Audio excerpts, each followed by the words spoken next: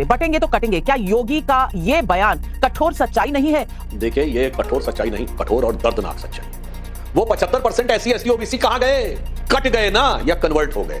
गांव के गांव घेर लिए गए और कहा गया या तो कन्वर्ट हो जाओ या कट जाओ। और ये मैं हवा में नहीं बोल रहा हूं। चलिए नाविका जी, आप पे सुधांशु जी, अगर मोदी की ताकत नहीं है, आप पे सुधांशु जी चलते हैं। विशाल दिल है आपका, कितना बड़ा दिल है आपका।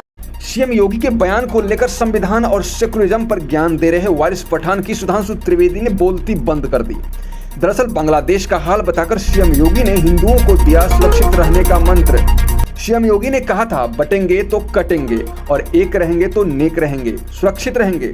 लेकिन अखिलेश यादव और ओवैसी जैसे नेता योगी जी के इस बयान से बुरी तरह से बौखला गया है। तो आइए देखते हैं डिबेट, बेहद मजेदार डिबेट है, पूरा वीडियो जरूर देखें। हम आपसे मिलते हैं वीडियो के आखिर में। पिक्चर चालू करो बे। पूछना चाहूंगी मैं सुधांशु त्रिवेदी जी आपसे, बटेंगे तो कटेंगे, क्या योगी का ये बयान कठोर सच्चाई नहीं है? और इसे क्या भारत में सांप्रदायिकता फैलाने का जो आरोप लगा है वो सही है? देखिए, ये कठोर सच्चाई नहीं, कठोर और दर्दनाक सच्चाई है। मैं पूछना चाहता हूं, आज जात बिरादरी के नाम पे जो लोग राजनीति करने की बात करते हैं, तो 70 से 75% एससी एसटी ओबीसी तो भारत के हर हिस्से में थे। आज के बंगाल में थे तो बांग्लादेश में भी थे। तो जो यानी पश्चिम, उस समय पूर्वी बंगाल था 80 साल पहले, कहां गए वो 75% एससी एसटी ओबीसी कहां गए? कट गए ना, या कन्वर्ट हो गए।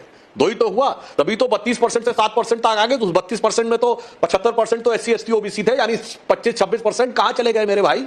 और फिर भी किसी को संदेह हो तो जोगेंद्र नाथ मंडल, जो पाकिस्तान के पहले कानून मंत्री थे, जैसे डॉक्टर बाबा साहब अंबेडकर हमारे कानून मंत्री थे, जोगेंद्र नाथ मंडल भी दलित थे और इसी झांसे में आ गए थे कि जातियों का हम अलग करके और मुस्लिमों के साथ कॉम्बिनेशन करेंगे, और वहां चले गए थे। और उसके बाद जो उन्होंने देखा है कि किस ढंग से दलितों को काटा गया, गांव के गांव घेर लिए गए और कहा गया या तो कन्वर्ट हो जाओ या कट जाओ। और ये मैं हवा में नहीं बोल रहा हूं, जोगेंद्र नाथ मंडल का इस्तीफा अवेलेबल है, नेट पे जाके कोई सर्च कर ले, आंखें खोल देगा, पूरे किताब की तरह है। पाकिस्तान के प्रधानमंत्री ने नहीं सुना, आखिर में दुखी होकर, बेबस होकर भारत आकर गुमनामी के अंधेरे में वो जिंदगी गुजारे और कितनी दर्दनाक ढंग से काटे गए, यह बात देखा। उसके बाद आजाद हिंदुस्तान में भी देख लीजिए, चाहे कश्मीर हो या कोई अन्य जगह हो, धुबरी, बरपेटा, करीमगंज, मालदा, किसी भी जगह के ऊपर जो कुछ हुआ वो इसका साफ साफ प्रमाण है। ये एक राजनीति है जिसकी तरफ योगी जी ने संकेत किया है कि एक समाज को तो फिलिस्तीन और हमास तक जोड़ के रखना है और दूसरे से कहना है बांग्लादेश तो छोड़ो।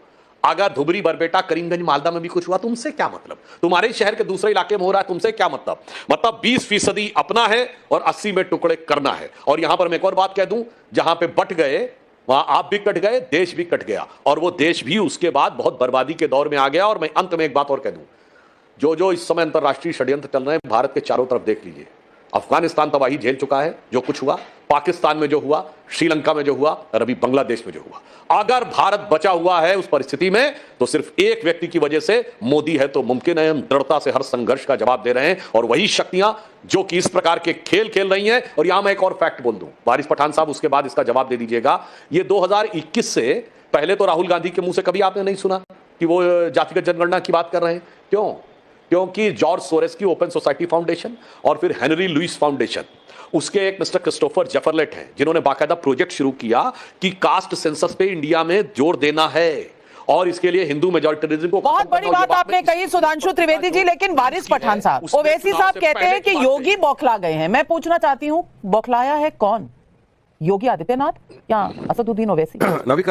नविका जी, बात नंबर 1 जो योगी ने कहा, बटेंगे तो कटेंगे, तो उनका मतलब ये नहीं, उनका मतलब है बटेंगे तो हटेंगे। ये उनकी कुर्सी हटने का है। उनको पता है मोदी वगैरह सब उनसे नाराज हो गए, हर दिन उनके अनाप शनाप भाषणों का, बकवास का। अब एक ही चीज है कि उनको हटाना है, तो उन्होंने लेके आ गए ये। अब उनको संविधान की शपथ लेकर मुख्यमंत्री बने हैं और संविधान की धज्जियां उड़ा रहे। बताइए मुझे, इस तरह की भाषा का इस्तेमाल करना एक मुख्यमंत्री को शोभा देता है? आपने बांग्लादेश की बात करी, अरे बांग्लादेश के अंदर जो हो रहा है, वहां की जो मेजोरिटेरियन लोग हैं, उनका दायित्व बनता है, सरकार का दायित्व बनता है कि माइनॉरिटी की हिफाजत करे। हमने कंडेम किया वायलेंस का कि नहीं होना चाहिए, लेकिन बांग्लादेश में जो हो रहा है उसका बदला आप भारतीय मुसलमानों के ऊपर क्यों ले रहे हो? आप भारतीय मुसलमानों के घरों को बिना नोटिस दिए बुलडोजर से उखाड़ देते हो, भारतीय मुसलमानों को मॉब लिंचिंग करके आप रात दिन मार देते हो, भारतीय मुसलमान के आपको खाने पीने सबसे नफरत होती है, आप भारतीय मुसलमान के खिलाफ जंग जैसी आपने छोड़ दी। अरे अगर बांग्लादेश का हमारा हिंदू भाई तकलीफ में परेशान है तो मोदी जी भी आपने जगह रोज संविधान जता रहे। अरे संविधान जताने से चलिए जाके लेके आते हमारे हिंदू भाइयों को। चलिए नाविका जी, आप पे सुधांशु जी, अगर मोदी की ताकत नहीं है, आप पे सुधांशु जी चलते हैं। विशाल दिल है आपका, कितना बड़ा दिल है आपका। लेकिन वहां हिंदू 24% से 9% हो गए, आपने हाथ नहीं हिलाया, उंगली नहीं उठाई। चूं तक नहीं की। और क्या कहा था ओवैसी साहब ने, सुधांशु त्रिवेदी जी, आपको याद करा दूं,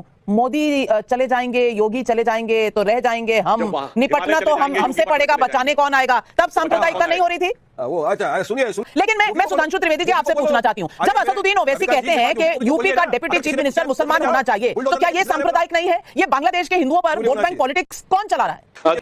देखिए, जो बटने और कटने की बात है तो मैं दर्शकों के लिए कह रहा हूं, वारिस पठान के लिए नहीं। आपने कभी असदुद्दीन ओवैसी को सुना कि वो ये कहे कि मुझे तेलुगु में बोलना है, या कभी बदरुद्दीन अजमल असमिया में बोलने के लिए कहे, या कभी महबूबा मुफ्ती कहे कि मुझे कश्मीरी में बोलना है, या मौलाना मदनी कहे मुझे तमिल में बोलना है? भारत में भाषाओं की विविधता है, हम विविधता का सम्मान करते हैं, पर हमें विविधता में विभाजकता पैदा करके लड़ाया जाता है। इसमें आप नहीं लड़ा सकते, सब एक साथ हैं। आपको केरल और तमिलनाडु में जाकर भी उर्दू के साइन बोर्ड दिखाई पड़ेंगे। यह है न बटने का तरीका, और वो उनका सही है, इसमें कौन सी गलत है? आप किसी मुसलमान को खड़ा करके दिखाइए, किसी मुस्लिम देश में कम्युनिस्ट नहीं, रिवॉल्यूशन नहीं हो पाई, किसी मुस्लिम गरीब को आप अमीर के खिलाफ नहीं खड़ा कर सकते, किसी मुस्लिम अंसारी, बेहना, कसाई, गद्दी, घोसी को शेख सैयद के खिलाफ नहीं खड़ा कर सकते, क्योंकि ये है जब आप एकजुट रहते हैं तो आप 20% होकर भी भारी पड़ते हैं, और आप 60% होकर तो कयामत कर देते हैं। दूसरी तरफ इनकी क्या है टेंडेंसी? 20% अपना है, टुकड़ा टुकड़ा करके करने का रखना। इसलिए मैं दर्शकों से कहता हूं, बड़ी गंभीरता से सोचिए, उत्तर दक्षिण में लड़ना है। कर्नाटक के मुख्यमंत्री ने कहा था, डीके सुरेश ने, कि हम ज्यादा टैक्स देते हैं, हमें अलग हो जाना चाहिए। तो मित्रों, देखा आपने सीएम योगी के बयान से ये तथाकथित सेकुलर पार्टियां किस कदर बौखलाए हुआ है, और बीजेपी प्रवक्ता सुधांशु त्रिवेदी ने भी इनको क्या सही जवाब दिया है। इनको 80 में तो टुकड़े करना है, लेकिन 20 को एक रखना है। सोचिए कितने बड़े धूर्त हैं ये लोग, और इसी बात को देश के बहुसंख्यक समाज को समझना होगा कि ये धूर्त नेता हिंदुओं को जातियों में बांटकर अपनी राजनीतिक रोटियां सेकना चाहता है। तो मित्रों, आप क्या सोचते हैं सीएम योगी के इस बयान पर? अपने विचार कमेंट में जरूर लिखें, वीडियो को लाइक करें, शेयर करें, और अगर पहली बार हमारे चैनल पर आए हैं तो चैनल को सब्सक्राइब करने के साथ बेल आइकन जरूर प्रेस कर लें, ताकि नई वीडियो की नोटिफिकेशन आपको मिलती रहे। तो फिर मिलते हैं एक नई वीडियो के साथ।